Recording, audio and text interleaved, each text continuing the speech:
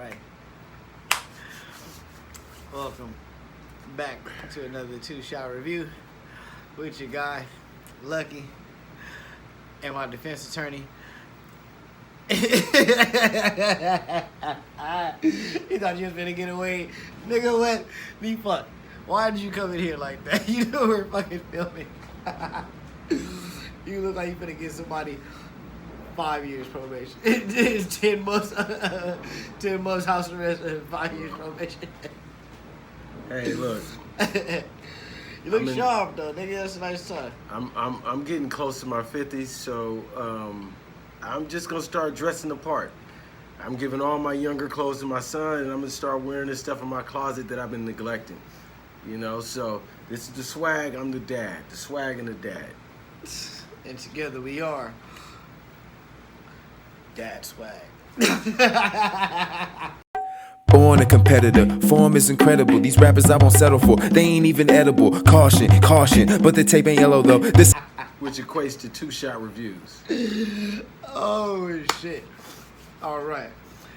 Welcome back to another 2shot review.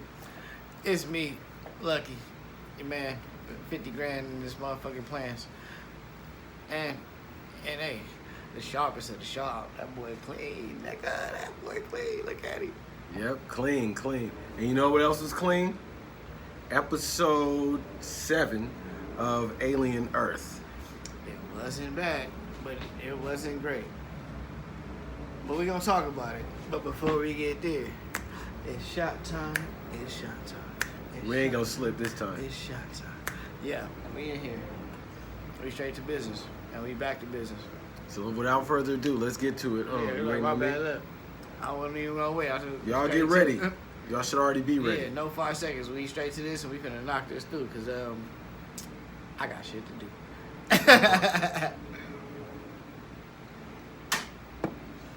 All right.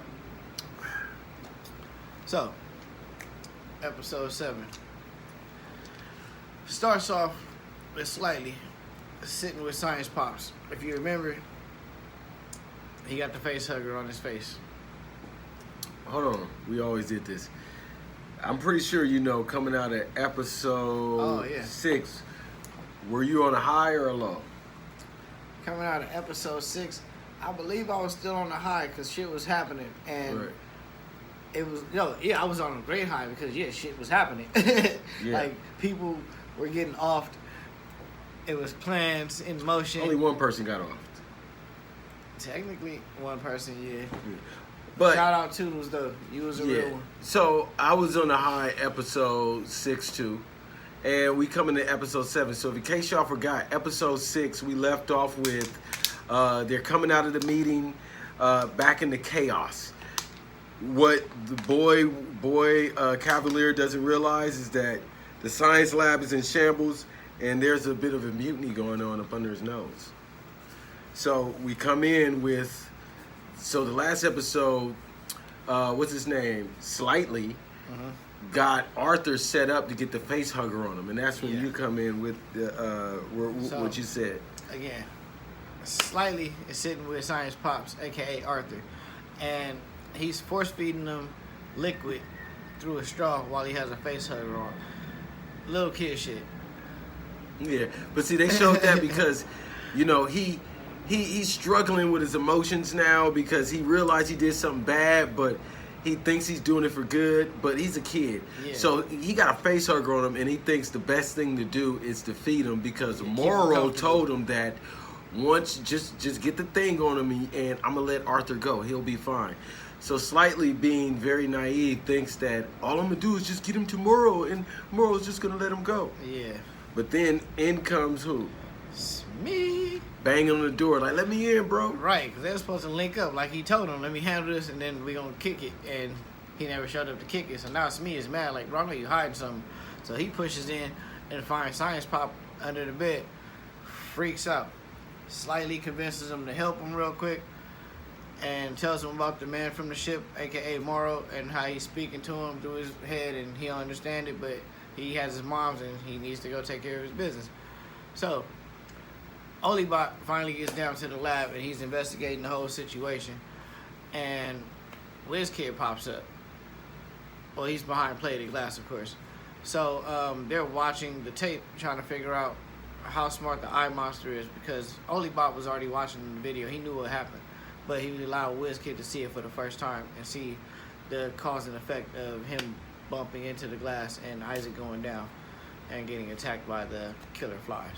And then this immediately sets WizKid off, because now he goes, oh, that's intelligence. Yeah. I got somebody I can talk to. Immediately at half-mast. Also, during this scene, it kind of shows the symbiotic relationship that the humans have with the robots, because they need the robots to go in there to clear the room. But before that, the robots needed the humans to go in there and shock the fly monsters, because the flies, we learned in this episode during a lot of the exposition that whatever planet these fly bugs came from, they didn't have a lot of organic matter to eat, so they start breaking down minerals and such, which is why they're attracted to the robots and synth as a food source. So the humans got to go in there and clear those out, so that then Olibot can go in there and make sure everything is good, so that WizKid can go play with his toys, basically. That part right there. Clean up the room before I come in here and play. So, Wendy pops in and gets pissed off because she finds out that Isaac is dead, aka Toodles, and she wants to go warn the other Synths, like, hey, shit's not safe here, like, shit keeps happening, it's not safe. And WizKid and the guards try to stop her, but then she's like, alright, well, she whispered to the Xenomorph, it goes bumping against the glass, spooks everybody, so they let her go. And now, by the way, the Xenomorph's fully grown. Ashy ass forehead, ashy, but fully grown. And it looks like it's like dehydrated. They did it. They did the Xenomorph bad. They made it look like one of them commercials that we know this Like is not what Halloween, this is Xenomorph. not what Africa looks like. Where they show the little kids with the flies on them, they be all ashy. Like that's how they did. It looks sunburnt. Yeah, they did the Xenomorph dirty. His dome is ashy as hell. You see how mine is glistening? His does not glisten like this. His shit is ashy. He need a little. So, it starts banging at the door or whatever, so they let her pass. Olibot goes checking on the computers. He notices that the trackers are off for all the Sims. So now he's kind of freaking out. Well, no, he noticed it. Olibot doesn't figure it out. What ends up happening is WizKid says something like, well, we could just track him. And then Olibot calmly as ever reminds, like, no, we can't. And he's like, why? He's like, someone turned the trackers off. Yeah. So, after which, Wendy's in her room. Hermit pulls up to take her, like, hey, we got to get out of here. Let's go to the boat. I got a boat. So she's like, all right, cool. Let's grab everybody. And he's like, nah, let's just leave. She's like, no, we grabbing everybody or we not going at all type shit. So they go around to go grab everybody. Speaking of which, they have a weird chemistry. Which ones? Wendy and Hermit. Like the two actors, they have a weird on-screen chemistry. It's not brother and sister. It's like romantic almost. It's really weird. If you watch the next episode when they're interacting, well, probably not the next episode. If we'll get to why. But well, the reason why I think they got a weird chemistry, and I didn't see the romance thing. I just saw the disconnect to me, and I just think it's because the romance. there is a human and a machine. Nah, cause she's still. Well, yeah, that could Well, be. I couldn't see the romance. Yeah, You thought Hermit was dating a black girl. I still think he's dating a black girl. Even after all of the things that Yeah. happened in this episode. Yep, and we gonna get to There that. was no indication of that at all in this episode. I think they broke up when he said. Off screen, off camera? Yeah, it's not that important. They do shit like that all the time. Okay. So they stop by Gingerbot spot and Curly's there. So they're trying to tell Curly like, hey, we should get out of there. But she's trying to console Gingerbot because Gingerbot is being weird because of what Wendy said to her last time, pretty much trying to refresh her memory about what's been happening and everything that they wiped. And she's like, nah, that's not it, and that's not cool. You don't just pop up and start destroying shit. That's what Curly's telling Wendy. Like, basically, we was all happy, we was all good. You wanted to go get your brother, and ever since you wanted to go do that, shit's been downhill all the way. So you're fucking up everything for us. We're not trying to leave. And she's like, well, I think you should. So Gingerbot agrees, But she's still kind of loopy though. She's talking to her puppet and everything like that. She keeps it close by. She keeps stroking it. Curly's like, all right, well, I ain't leaving, but I ain't gonna snitch on you. So that scene right there, it kind of showed the dynamic between the Synths, and they got to choose sides. So Curly thinks WizKid is the cream of the crop, God's gift. The what do they call it? The bee's knees or the cat's pajamas. Yeah, the cat's pajamas. That's what I was thinking of. She thinks WizKid is manna from heaven. She don't want to leave, but at the same time, she don't want to betray her friends. So Wendy kind of forces her to be like, "Yo, this time, don't tell him," and she reluctantly be like, I ain't gonna tell," which leads me to believe she's snitching. Yeah. So after that, does the scene with WizKid and the sheep happen? No, we're getting there. Okay. So what happens next is Wendy decides to let the xenomorph out because if you remember, she has powers over all the all the computers. Once she touches something, boom, instant lock in. She's Neo from the Matrix. That's her MacGuffin. So she does this, lets the xenomorph out his cage while humans are inside there. It tears apart everybody. Everybody gets destroyed. Now, WizKid and Olibot press Science Moms about where Science Pops is because, of course, she will be the only one that knows. But unfortunately, she's actually fucking clueless. She didn't know what happened because she wasn't there. You know what I mean? She was actually taking a nap. And they just telling her, like, hey, your husband didn't leave like he was supposed to. He's been gone, and we know that he turned off the trackers and all that shit. Him and Hermit, so they already know what's up. Again, betrayal. Tomfoolery. So, Olibot heads out to the lab about the Xeno running around, and he runs into Smee and Slightly, and they're carrying Science Pops. Yep, so they got Science Pop with the xenomorph on his face. Now, they caught like two little kids in the refrigerator at 1 a.m. that ain't supposed to be there.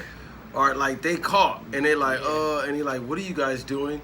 And then Slightly immediately starts snitching on himself, like, there's a guy. Yeah. And then he was like, I know. Olibot kind of, he surprises them by saying like, well, you're going the wrong way. If you're trying to get out and smuggle some contraband off of the island, you gotta go that way. Yeah, take the elevator, not the stairs. Right. Like, what are you doing?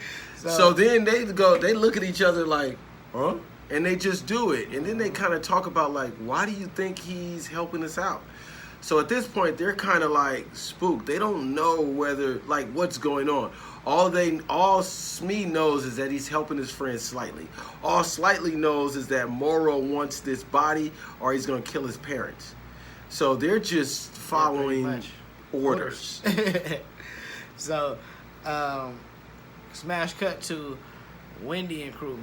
Now they out chilling, trekking through the jungle, having a good time on their way to the boat, and they run into a patch of graves.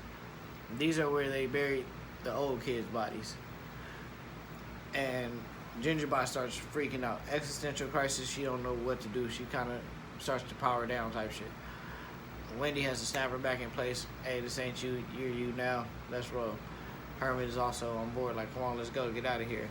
But in that scene, they give little facial clues. So if you're writing a book, you can write out everybody's thoughts. But in this one, they kind of give you facial clues. Mm-hmm. So first they show Gingerbot staring at it, and she's obviously visually disturbed. And at the same time, Hermit's back is to the other characters. He looks disturbed looking at his sister's casket. The two, Hermit and Gingerbot, walk off, with Wendy being the last bot to look at her grave, and now she's perplexed. Yeah. Because in her mind, she just, like, is she still a human or is she now a bot? She just let off a xenomorph to kill a lot of people, you know, and we can only assume, like, what's going through her mind at this point. Is she thinking about the actions in combination with her being human, or like what is she going through? But she's obviously confused and she's having an existential crisis. Yeah. So after that part, on the way through the jungle, Science Pops is still knocked out. Smee and Slightly are trekking them through, and they see some guards, so they throw them and drop him down onto the side. They hide. They go to turn around, and he's up, disappeared. Gone. So it's like me when I put my keys down. I put my keys down, and I go use the bathroom, and I come back and be like, where my keys is at? Oh, where's my phone? But it was one of them things, so he's gone. He's gone. Disappeared. So now they're looking around, and they're like... But if you watch the Aliens franchise, you know that the face hugger doesn't stay on. Comes off. Which is exactly what happens. It falls out the tree, spooks the shit out of everybody. Science Pop walks up like, what are y'all screaming about, and why are we way out here? So they try to convince him, hey, your wife's out at the beach. It was a gas leak. We got you out of there. Now we got to get you down to your wife. She's waiting. We waited for you to get up, but you never got up type shit. So we're going to take you down. So they trek him down to the beach. Hold on. I'm now about that scene. So that scene, I liked the whole scene, but the beginning of the scene just threw me off, right? Mm-hmm. So when they hide the body, right, and then they put the body down, they kind of hide it, then they go hide. Troops walk by, they come back, the body's gone, right? Where did he go? The way it happens in all the other Alien movies, just like a spider or whatever insect that impregnates something and then dies afterwards, the xenomorph will die and the grip will go off and it'll just fall off of the face. Yeah, how did it get all the way in the tree? So as great as the scene was, I thought I was the only one. The scene was great. Because as I'm watching the scene, I watch how Smee and Slightly are acting like little kids trying to convince a grown man of a lie that's obviously a lie. Like, who ate the food? I don't know. When they obviously got the food on their fingers. You know what I mean? So, but at the same time, I'm looking at the scene like, this is great. But in the back of my mind, I'm thinking like, how the fuck did the face hugger get all the way up in the tree? So wait, did the Science Pop take it off and go, oh? At that point, he would have remembered that. Yeah, but the way they kind of rolled it out when he woke up is that he's suffering some amnesia due to trauma. Because coming out, first he got fired, and then one of his proverbial kids just got killed, which is Toodles, and then he gets a face hugger on him. So they're trying to build up the trauma and him rejecting those traumatic memories. So he doesn't remember anything after vaguely the firing. But how did the face hugger get in the tree? It's a mystery. TV science. So they need to explain that. Because if they don't, for me as an individual, that's going to bug me I don't care how great the show is, I'm going to circle back around to the part to where the face hugger somehow got in the top of the tree. Somehow the face hugger. But then to the tree. they're walking down to the beach explaining to him like, oh, your wife's at the beach. Come on. It'll be fun. Yeah. So he figures out they're lying. And he says it's so cold, like, hey, thing about kids is they gotta learn how to lie. And the thing about y'all are kids and you're still learning how to lie. And I'm watching you do it in real time, so I know whatever you into, I know you're in trouble. Let's just go back. I'll help you figure it out. It's like, you're not gonna get a whooping. Just come on, grab my hand. We're gonna go back home. Like the kids sneak out of the house, you find them at the park. Like, okay, good. Just come on, back with me. We're gonna go back home. And so immediately Smee takes his hand, walks back like a kid. Slightly is there contemplating, but then his better moral instincts kick in, and he runs back like a little kid, grab his hand, and they start walking home like you walking with two kids coming from the park. And then, danger. He starts choking up blood. Next thing you know, he falls down. Boom. Chest burst. Smee is freaking the fuck out. Completely tripping. Slightly kind of freaking out, but at the same time, he knows, hey, I gotta finish the mission. And where the fuck did the chest burster just go? Exactly. So he's looking around for it. It scampered off through the woods. So he's like, fuck it. I'm just gonna take this body with me then. Since I can't do shit else, I'm gonna just take the body. Or maybe that's gonna help me get my family back. So he starts dragging the body, makes Smee help him. Now I like the dynamic with these two characters because during this part of the scene. So we're closing with the whole mystery and we're walking home. Everything feels good. But if you're a fan of the franchise and you know what's coming next, you already know there's a calm before the storm. So definitely the chest buster bursted out. This is the perfect opportunity for the chest burster to burst out, because this is when these two kids think everything's good now. So it pops out. Now you get two different type of horror on both of these actors' face, which I really like these two actors. Smee is giving you a horror of what the fuck is that? And we just killed one of the guys that cared about us the most.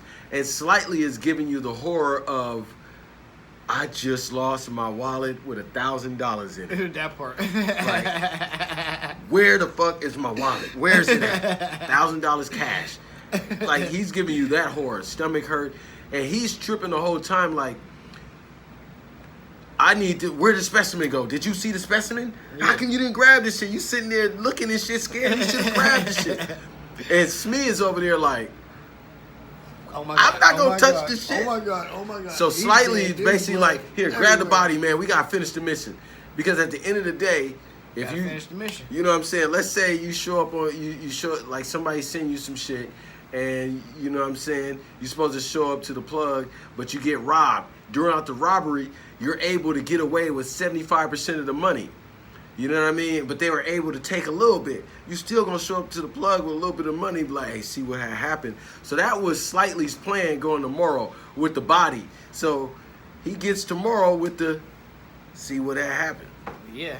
But what happens next? So Big Morrow pops out the water. Him and SEAL Team 6, basically, these niggas came up like, that shit was crazy. Call of Duty style. And Metal Gear Solid. Snake. Yeah, like, Solid Snake style.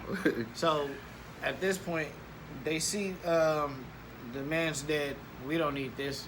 But, hey, we already on the island now. Advance. WizKid, he starts to communicate with the eye monster. Oh, but so before we get there, so just to remind you, or some of the people, because we got fans that don't pay attention, and this is for one of the fans, Bodmine, that don't pay attention, so you don't have to ask me when you watch. So what happened is, if you remember from the other episodes, Morrow has been planting the seeds of a takeover of the Boy Cavalier's island. He wants to kill him. Not just kill him, but he wants to get the specimens back. So the episode before, at the end of the meeting, he told the Weyland lady that he can have a team over there by the end of the night. He got a shadow operative already there, you know, bringing him one of the assets, and by a certain amount of time, he'll be able to have full siege over the island. So this has already been in place. So when he shows up, it should be no surprise. He showed up. And then also, when it comes to that scene where the Boy Cavalier is talking to the eye monster, in the very first scene when Olabot showed him what happened with how Toodles died, because they're thinking it's an accident. Boy Cavalier is trying to say, "Oh, I thought these guys were the best," but no. Olabot had to show him, like, look at the details. Look what happened. So when Boy Cavalier sees that, oh, the eye monster actually made that happen. It's intelligent. Bring it into my room. So that's where we get to having the eye monster in his room, because remember, from the very beginning, Boy Cavalier already let Mommy Doc know that I just want to talk to something that's possibly smarter than me. That's his whole mission. And he thinks he's found it. And like I said, he's at half-mast, so now he's talking to the sheep. And he actually gets the sheep to communicate the eye monster. T-Oc. The T-Oculus, the eye monster. It's in the sheep's body. Yeah, it's riding the sheep mount. So, or it's got a sheep skin. Right, for real, that sheep fur on. So, Wendy and crew are heading out when the soldiers try to apprehend him. Just surround him real quick. And she's like, alright, well, this isn't cool. So she calls Xenomorph. Xeno pop up, boom, boom, boom, 1, 2, slice everybody up, looking all weird, like doing the Lil' Kim and shit. In the suit. Go ahead, finish, because I'm going to chime in. So she did that, And then after they finish killing all the Xenos, she tells the humans. After she finishes killing all the humans, she pats the Xeno on the head and tells it, "Hey, take off, go hide out." Like pretty much following Hyde. Right. So during this scene, right, we get a scene where it's Hermit,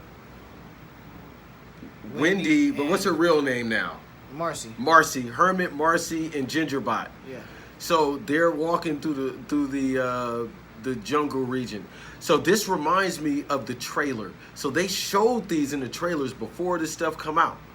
So I was waiting for this to happen. So now we finally get it, and I see the context of them tracking to the jungle, but they're not hunting the xenomorph. So initially when I saw it, I thought that they were hunting the xenomorph, but they're not. They're just tracking through the jungle. But what really killed me for this scene, two things. Number one, like you said, the xenomorph over there doing the little Kim. Like, so... It looks crazy in that suit. It was nasty work. It's bad. A straight suit and the motherfuckers over there like... It was nasty work. Go with the CGI. I understand there are fans that like the puppet.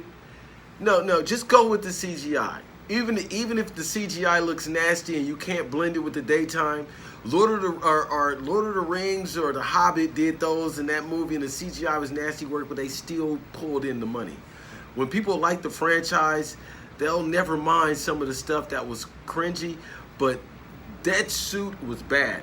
Another part that was bad that I didn't like is when, after the xenomorph got done killing all the soldiers, with the exception of the soldiers that had speaking lines, the black girl, which is Siberian, and the other guy, I can't remember his name. Ortega. Which one is it? I don't know. I just called him Ortega. And so what ends up happening is the xenomorph walks up to Wendy like a dog. She pets the motherfucker on the head and tells him to go off, and the xenomorph clicks. So she pets him on the head and go... Like, we're supposed to take that serious. And then Joe, Hermit, looks over and is like, what do you tell her? What you tell him? Like, what you say? Yeah, like Ice Cube say. What do you say? What do you say? And she's like, I told him to hide and stay close, I think. Right. She don't know, but high hopes. But I think she knows, because she said the shit and then it did it, so. I don't like the fucking human in the suit. But I don't like trying to humanize the xenomorph and team it up with a robot. That is, to me, was the most cringe part of the whole thing. Petting the xenomorph on the head? Hey, you belong to me now. You from my brother's body, you belong to me. And I can talk to you. Yeah, I own you, xenomorph, and I can kill you. So, yeah, you're my pet now. Yeah, see, but you're coming into it from like a not really an alien fan's perspective. So they got I'm coming into it as a hierarchy type of thing. We're not gonna be equals, because you can't. I mean, you can provide for yourself for food, but if I leave you in this fucking box, you shit out of luck. Or I can put you in another box. Same thing with pets. Like, this is why we domesticate. She just simply domesticated on a higher frequency, and the xenomorph has no objections because it could have just retaliated. But anywho, after she gets the xenomorph to scurry off, Joe's completely put off by the whole ordeal. And he's starting to second guess the plan, but he's like, fuck it, I gotta follow through. Morrow and crew make it to the base of the lab, and only by outsmarted them. Not only did he capture the baby xenomorph, but he has them surrounded. Right, so a segue before that scene happened, there's a quick cut scene where we see the baby xenomorph scurrying. Well, we get a shot to Morrow on his way to the base. And then we see the baby xenomorph scurrying. Then the net comes down and capture him.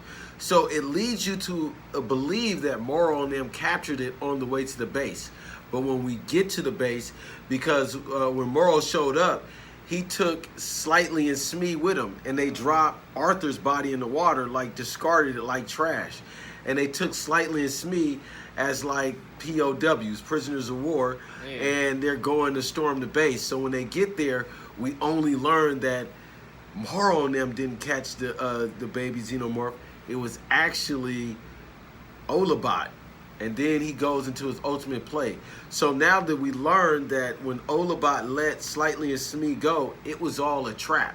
Because he's been listening the whole time, and it's been a trap to lead, just to put everybody, all the bad guys into one big pile so he can put them all in the bag.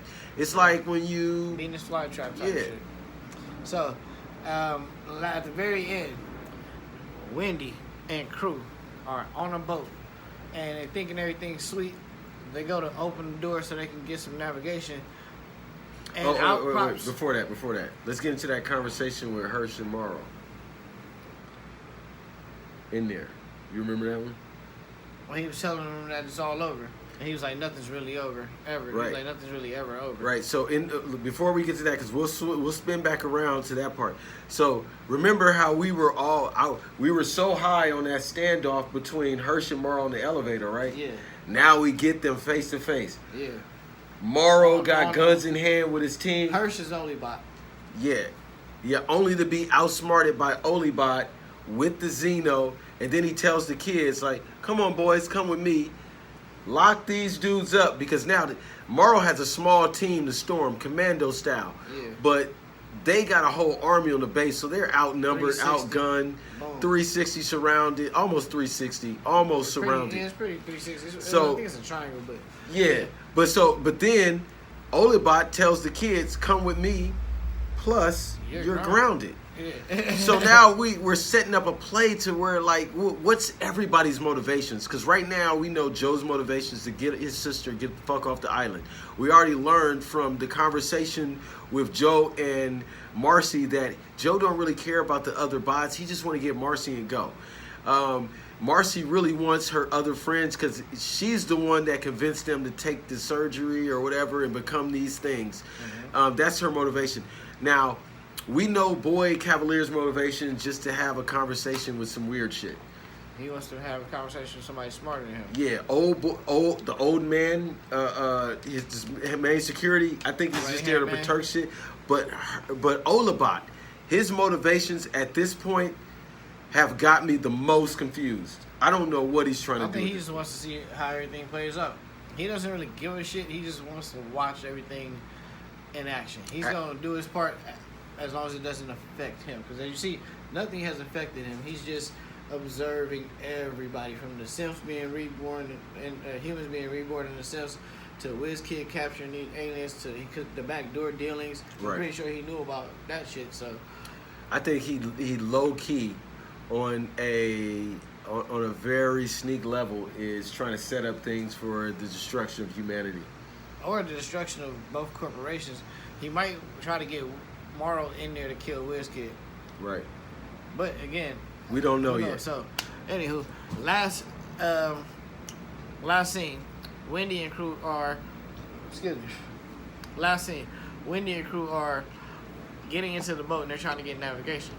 They're on their way inside, and all of a sudden, boom, the door busts open. A redhead baby, who's quote unquote not his girlfriend. And you talking about Siberia? Yeah, Siberia. Pretty much the stormtroopers burst in.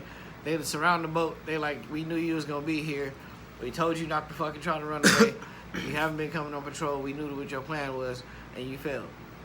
Get on the ground. Real get quick, out of here. If you remember from the episode before, when Slightly came and got him on that, tried to get him to go to the lab on that weird shit, one of the guys saved him. So when he was out on that patrol, he kept asking about boats and directions and stuff.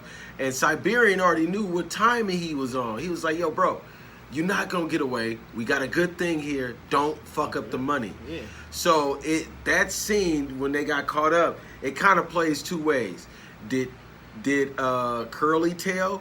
Or did... Nah, Curly didn't tell. Yeah. Curly went with Dr. Mom, and she was in there just trying to get a good cuddle. But that's what I'm saying. But we know that based on, if you were paying attention, Curly didn't tell. Who told was Joe Hermit told on himself the episode prior. So, once that happens, Gingerbot gets her doll snatched by one of the stormtroopers, and she's not having this shit. He throws it in the water. She flips out. crushes his face. Once that happens, one of the other guards shoots her. She's not feeling it though, so she start fighting with the guards. Wendy's trying to break up everything. Hermit gets pissed off because she's about to kill the redhead, which is why I think that this is his girlfriend. When Gingerbot's about to kill the redhead stormtrooper chick, and Hermit shoots her with the laser gun. Boom, puts her down. Wendy's fucking freaking out because now she's dead too, and that was her friend, and all she wanted to do was save her. So that's the end of the episode. What you think about that? Well, at that last scene, I don't think that the Gingerbot died, and I still don't think that Siberia is Joe's girl. She's dead. She's dead. I mean, she's dead. She's powered down, but they're not human beings. That's what those guns are supposed to do. It's Well, supposed to take down. There's difference between human beings and bots. You can power a bot down. They got the minds backed up, and they can reboot it. They might be able to reboot her, but I don't think so. And especially because how far out she is, they already at the boat. But they already told us in the episode prior that those things where they sleep on is not a charging station. They can last for 2 years without recharging. That's for their memories and for their mind. Unless Wendy wants to take her back into the island. Yeah. They're not gonna survive because I'm pretty sure she's gonna call the Xenomorph. Because he's in the fucking bushes listening, I guess, because they can't see shit. So I guess he's in the bushes listening for her to call him, but she doesn't do it until she starts flipping out that Gingerbot got killed. So, were you on a high or low at the end of that episode? Because I think earlier you said you wasn't quite feeling it. At the end of this one, I was at a standstill. I just was kind of sitting there waiting because you could kind of see where this is going, but at the same time, there is room for a big twist in the next episode. You know what I mean? What about you? And this is where we get into my predictions. Okay. All right, so NA's predictions. Episode 5 was the one that kicked off a lot of stuff, right? No, episode 6, The Fly. Nah, I would say episode 5. That's really where it started. Cause once the Xeno was born, all right, shit started going well, on. the first death. I was watching everything. The first death was Toodles in the last episode, and then we kicked it off with more deaths in this episode. Yeah. So to me, this is really kicking off the action, but it didn't feel like it kicked off any action. Yeah. I mean, but a lot of things happened, but it didn't impact like the episode before. So this was more of even though it was an action-packed episode, to me it felt like filler, but necessary filler to let you know where we're going. Yeah. Now, at the end of this episode, realizing that this is 7 to 8, there's going to be 8 episodes in season 1, and for me, there's too many plot holes to wrap up in one hour episode on episode 8. Like introspection with Gingerbot and what she's going on, because they hint at Gingerbot. If she's even still alive. I think she's dead. Well, the reason why I don't think she's dead, and I think they're going to go deeper into her story, because they never talked about that whole I'm pregnant thing and the implications on what this, like, and they talked about her start saying it out of nowhere. No, it wasn't out of nowhere, because something happened to her in her childhood, because Mommy Pop and Dr. Pop had a little argument before he got fired, and he was talking about, well, don't you remember what happened to her when we was young? Yeah, why did you choose her? So something happened to her when she was young. Okay. And something happened to all. Yeah. Okay. I see what you're saying. The way the story is going, they're going to expose that. So they're going to do it 2 ways, right? They're going to gloss over it and not talk about it all and act like it didn't happen, which I don't think is going to happen. And they're going to give you more, and they're going to build it for a season 2 of Alien Earth. They're not going to end it all. They're not going to close all these. Cliffhanger. They're going to close a few plot holes, but they're going to leave a lot more of the little things that were not answered for more of a season 2 build. So like Toodles. Do you think Toodles is dead, or Isaac? Yeah, and I think that boy Cavalier's finna let the eye get inside of him. Well, Boy Cavalier said a Because human. he's missing half an eye, so he's gonna stick it inside of it. Because he's like, no, better yet, I have something better. And so I think that he's gonna put the eye inside of Isaac because he's missing half his face already. So it'll be a comfortable fit. Hey, didn't I say that in one of the episodes before? Yeah, I was telling you, they're gonna put it inside of me. I told you he was gonna put it in him, and he was like, he might put it in a robot. I think Or he's gonna vice put it in versa. Isaac. I thought he was gonna put it in Isaac because He was they the were smarter one. like, I've been watching this show and they do a lot of foreshadowing. Yeah. So if you pay attention to the little things, they'll foreshadow some stuff that's going to happen. Yeah. Like when Boy Cavalier started talking about the different ways he's gonna die. Now, definitely Boy Cavalier will die in episode 8, but he mentioned 2 different ways. And there was a scene where right before, in the beginning of the episode, before Boy Cavalier walked into the thing, Hirsch closed the door with the face huggers, and then he told Boy Cavalier, it's safe to enter now. Mm-hmm. And there's a lot of foreshadowing. And he also mentioned, I'm going to wake up one day with a face hugger on me. So, Okay. you know, and then I'm You think thinking, it's that heavy-handed? well, I think that, what's his name? Olabot is figuring out a way, because he can monitor kill him. everybody. I think he's figuring out a way to kill Not him, just to kill replicate him, but to be able to communicate to the xenomorph similar to the way Wendy does. And Yeah. this could be his takeover. Or to take over in a way that he replicates him and makes Weyland-Yutani and the other corporations thinks he's still around without having to see him, because you know they never really have a meeting, and he'll give him the xenomorphs back, take over the company, and he'll just be the one in charge, and then he'll start communicating and creating xenomorph synth hybrids. Yeah. Yeah. But again, if you go That's through, just the but if you go through a the, film theory. but there's a lot of things that you can use. Like if you go through the Alien franchise, we already know Weyland-Yutani is the major company. So whatever Hirsch or Olabot plans got, they're not going to work unless he is a double agent for Weyland-Yutani. Because when we get to the movies, No, I don't think so. the Prodigy Company is not heard of. So the Prodigy Company has to go down in the Alien Earth franchise. It has to. Because then if you don't have the Prodigy Company go down, then you're fucking up all the other movies. So you Because think now Weyland is gonna be the owner, like take over. they have to, if you want the, if I you, hope not. That would suck. then That kind of whole they, shit. but that suck. company did not exist in At the original timeline, movies. Yeah, I know. So then you'll be, unless you're doing a retcon Yeah, of that's the what I'm saying. whole Retcon thing. the whole shit. Start over. This is the beginning. Alien Earth. So but it wouldn't make sense because you already came out with Alien Romulus and you use Alien Romulus to pump Alien Earth, and Alien Romulus ties in the other films. So why retcon? Like, so Okay. it's very confusing with the So direction maybe that it's they're going trying to on go. at the same time because all the space shit happens in space and it's light years ahead. I mean, not light years, but regular years ahead. So Yeah. maybe it's just slower on Earth and this shit ain't happened yet. Well, it's definitely slower on Earth, but So, no. yeah. What we know is that Alien Earth starts 2 years before the events of the first Aliens. Now, what makes it very confusing is I believe it was 91 or 90 something years before Alien Earth. Then people went off on the Prometheus. But I thought Weyland-Yutani was one company.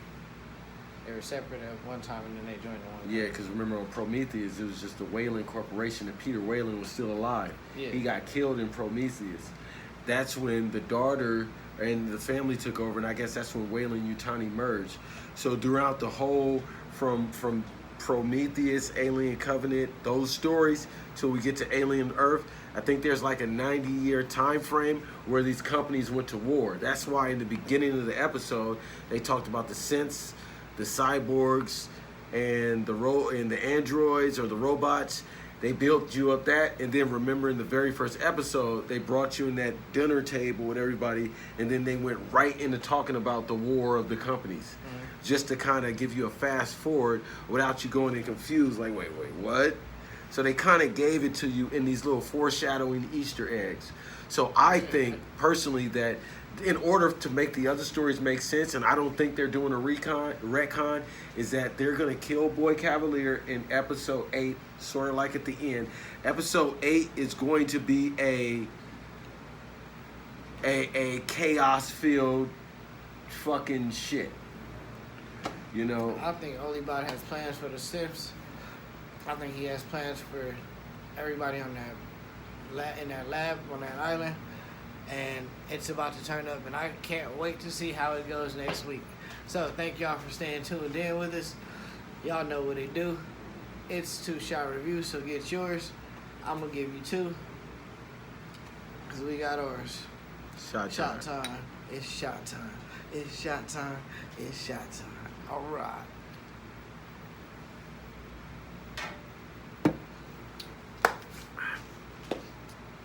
Thank you.